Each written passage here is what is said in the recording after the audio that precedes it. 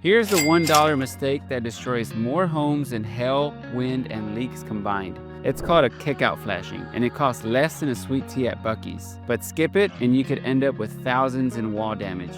Hey y'all, I'm David with Shepherd Roofing and Renovations here in DFW. We've repaired hundreds of roofs across Texas, and one of the biggest problems we find isn't bad shingles, it's missing details.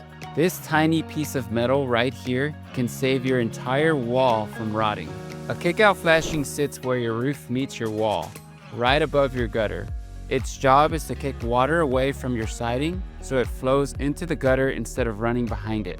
When it's missing, water gets trapped behind your siding and slowly destroys your sheathing.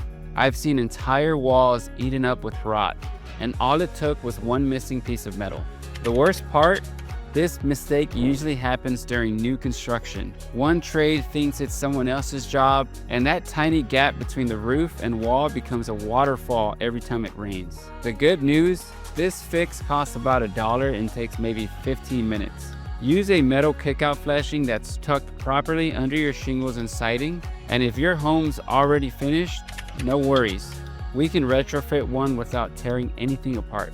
So next time you're walking around your house, look where your roof meets the wall. If you don't see a little piece of metal kicking water into your gutter, it's time to get one installed.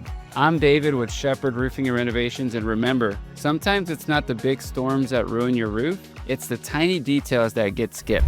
Thanks for watching. Don't forget to like, comment, and subscribe.